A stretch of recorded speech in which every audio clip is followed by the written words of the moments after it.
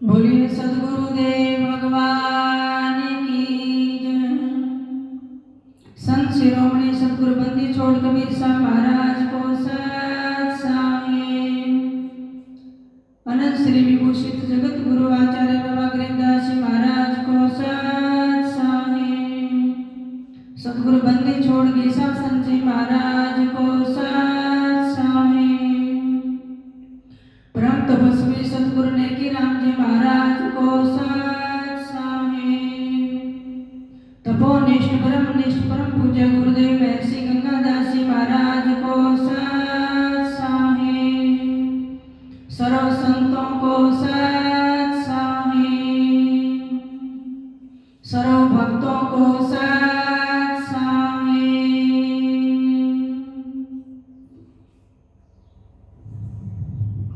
सभी पूज्य संत महापुरुष, सत्संग प्रेमी गुरु भाई और गुरु बहनों को सत्साही प्रणाम।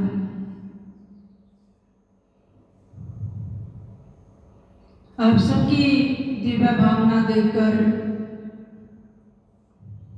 कुछ समय सत्संग के लिए निकाला है, क्योंकि सत्संग की महिमा अद्भुत है और अकथनीय है। और आज के इस तनाव भरे इस समय में सत्संग ही सबसे बड़ा सहारा है, जो हमारे जीवन के विषाद को प्रसाद में परिवर्तित कर सकता है, जो हमारे मन वचन प्राणों के ताप संताप को मिटाकर भगवान के चरणों की शीतल छाया में हमें बिठा सकता है। इसलिए सत्संग किसको कहते हैं, सत्संग का क्या अर्थ है, सत्संग की महिमा क्या है और सत्संग क्यों श्रवण करना चाहिए। सत्संग में दो ही शब्द है, सत्य प्लस में संग। सत्य माने परमात्मा, यानी परमात्मा का संग, परमात्मा से मिलन। जब भी संसार में इस जगत में किसी का कल्याण हुआ है, परमात्मा की प्राप्ति हुई है, तो सत्संग ही माध्यम बना है। दूसरा, सत्संग की क्या महिमा है, सत्संग के बिना जीवन की सही दिशा नहीं मिल सकती है। सत्संग के बिना हमें जीवन में ज्ञान और विवेक की प्राप्ति नहीं हो सकती है।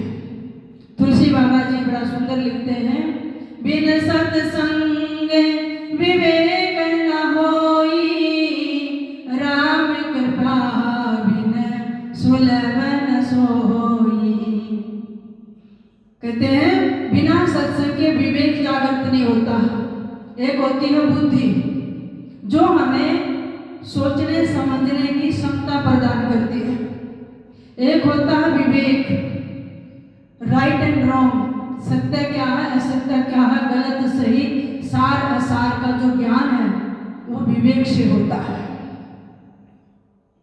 और सत्संग की प्राप्ति जीवन में बिना परमात्मा की, बिना सद्गुरु की कृपा नहीं हो सकती है।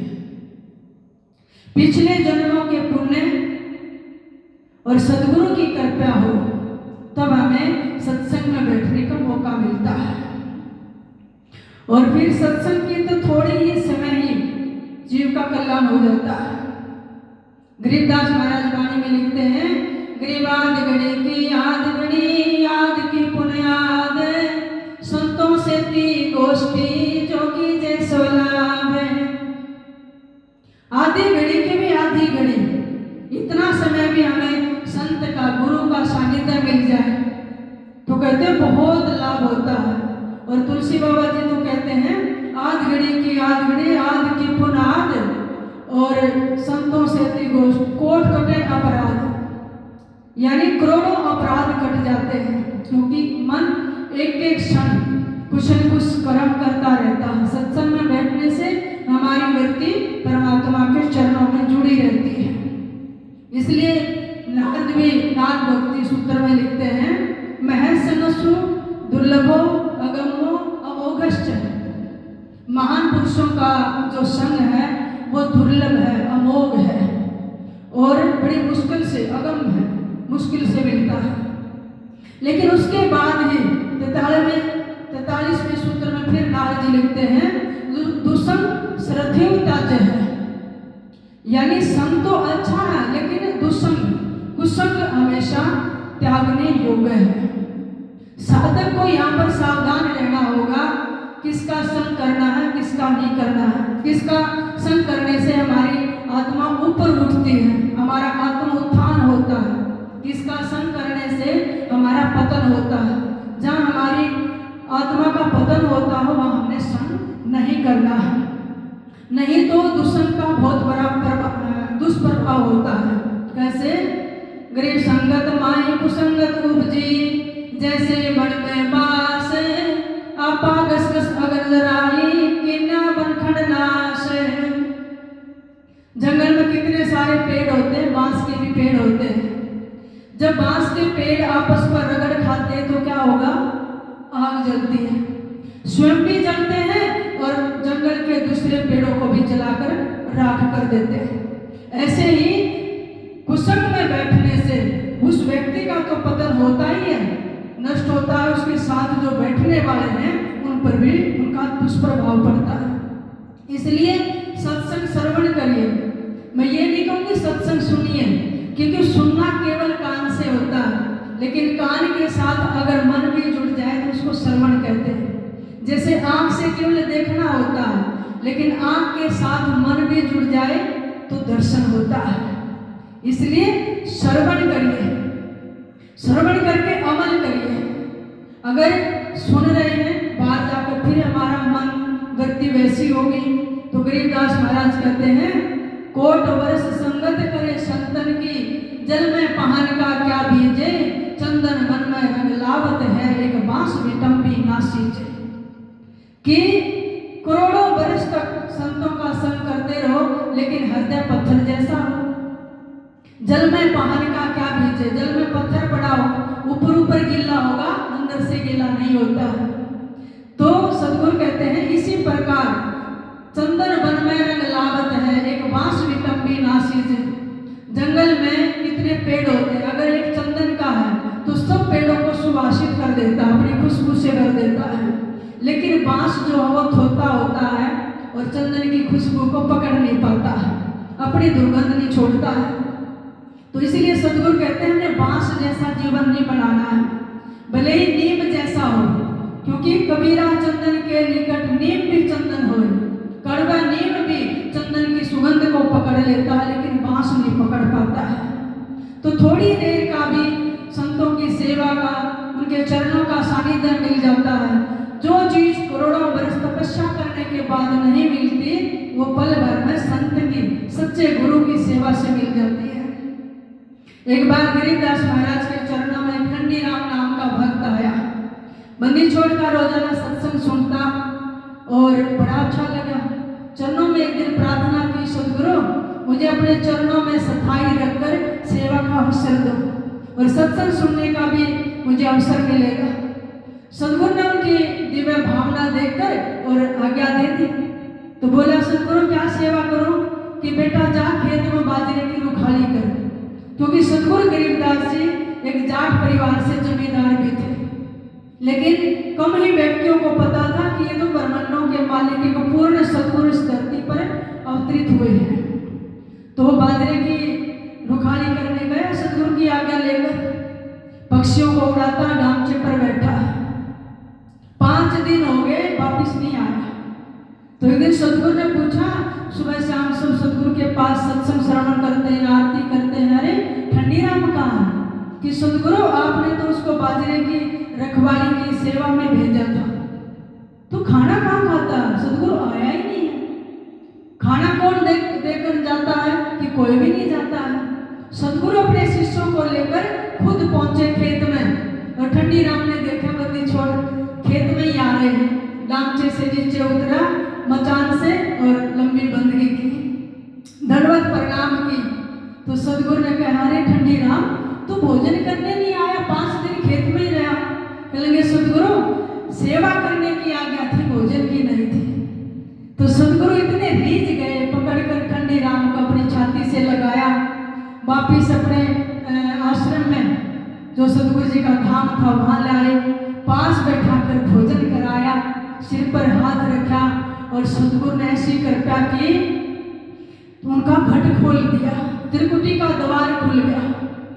और इसलिए वाणी में लिखते हैं, मेरे सतगुरु के सत्संग का ना कुछ तोलन मोले, बजर की वाणी लग रही छिन में दिन खोले। जो हमारे बजर की वाणी लगी है ना, जन्म बीत जाते हैं, सदियां बीत जाती हैं, 9 द्वार तो बाहर की तरफ खुले हैं, लेकिन 10वां द्वार खुलना बहुत कठिन है।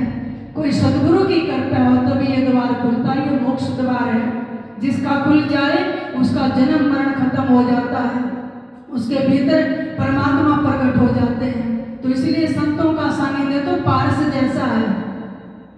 जब पारस लोहे को जड़ जड़ को बदल सकता है, तो सदगुरु आप हमें भी बदल सकते हैं। गिरीश पारस तुम्हारा नाम है, लोहा हमारी जात, जड़ से ती जड़े पलटिया तुमको केतिक बात। ये सदगुरु आपका नाम तो पारस जैसा, हमारी जाति लोहे जैसी है। जब जड़ जड़ को पलट सकता है तो हमारे को बदलने में आपको जो केतिक है, तुच्छ सी बात है, थोड़ी बात है आपके लिए। तो इसलिए जितना समय मिले आप सत्संग श्रवण करिए। कई बार अगर श्रवण करने को ना मिले तो घर बैठे ही आपके पास अभी समय है, किसी अच्छे ग्रंथ का, शास्त्र का स्वाध्याय करिए, वो भी एक सत्संग है। लेकिन जिसके तड़प है वो तो संतों के सानिध्य में जाएगा, सत्संग श्रवण करता है। मीरा के जीवन में सब कुछ था, लेकिन ऐसी भगवत कृपा हुई, संतों का संग मिला। और मीरा का मन तो सत्संग बिना लगता ही नहीं था। जब मीरा जाती तो राजघराने की कुछ मर्यादाएं थी, तो मीरा को रोकते थे। तो मीरा ने कहा कुछ भी करो, मुझे तो संतों का संग अच्छा लगता है, और मन तो करता बैरागन हो जाऊं, जोगन बन जाऊं।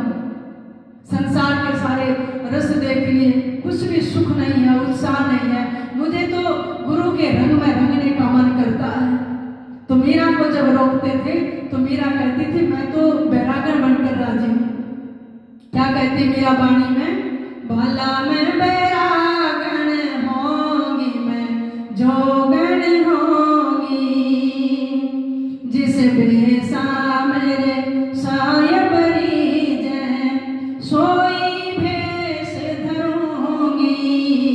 भला मैं बैरागन होंगी, मैं जोगन होंगी, जिस वेश से मेरा सतगुरु रिझेगा मैं वही वेश धारण करने के लिए तैयार हूँ। राजघराने में तो राजसी वस्त्र गहने इनसे सजावट होती शरीर की, लेकिन मीरा ने कहा मैं तो कपड़े पहनकर भी राजी हूँ, मुझे नहीं चाहिए ये गहने, मुझे तो रुद्राक्ष की तुलसी की माला भी किसी गहने से कम नहीं लगती है। शील संतोष दरो घट भीतर, समता पकड़ रहूंगी, जाको नाम निरंजन कहिए, ताका ध्यान धरूंगी। भला मैं बैरागन होंगी, मैं जोगन होंगी, गुरु के रंग रंगों, गुरु के ज्ञान रंगों, तन कपड़ा मन मुद्रा पहनूंगी, प्रेम प्रीत से हरि गुण गाऊं, चरना लिपट रहूंगी। भला मैं बैरागन होंगी, मैं जोगन होंगी, यातन की मैं करों की गरी, रसना नाम कहूंगी, मीरा के प्रभु गिरधर नागर, साधा संग रहूंगी। भला मैं बैरागन होंगी, मैं जोगन होंगी, जिस बेसा मेरे सायब रीझै, सोई भेष धरूंगी। भला मैं बैरागन होंगी, मैं जोगन होंगी, मीरा ने कहा मैं तो प्रेम प्रीति से अपने मालिक को, अपने परमात्मा को रिझाना चाहती हूँ, उनके चरण मिल गए, उनके चरणों में लिपट कर रहना चाहती हूँ और प्रेम प्रीति से उनका हरि गुण गाना चाहती हूँ। इस रसना से नाम जपूंगी, इन कानों से उनका सत्संग श्रवण करूंगी। मैं तो संतों के संग में रहना चाहती हूँ। और आखिर में मीरा राजपाट सब छोड़ के और भगवान की शरण में चली गई। तो जो सुख संसार के किसी पदार्थ में नहीं है वो संतों के संग में है। कबीर साहब तो यहाँ तक कहते हैं, राम कबीर राम बुलावा भेजिया, दिया कबीरा रो, जो सुख साधु संग में वो बेकुंठ न हो। यानी जो संतों के संग में सुख है वो तो बेकुंठ में भी नहीं है। इसलिए हम सब कितने बड़भागी हैं जो संतों की संग मिला है, सत्संग श्रवण करने को मिलता है। और मुझे लगता है इस दुनिया में सबसे बड़भागी कौन है? जिसके पास संसार के साधन है वो नहीं ना, कौन है? मेरे संतों की संगत करे बड़भागी बड़देव, अपन तो संशय नहीं पार उतार खेवे। कहते हैं बड़भागी वो है जिसको गुरु की, संतों की संगत मिली है। तो इसलिए आज के इसी भाव पर आप चिंतन करिए, सुखी रहिए, स्वस्थ रहिए, भगवान का ध्यान करते रहिए। आप सबको बहुत बहुत प्रणाम। सत्साहे बोलो सद्गुरुदेव भगवान।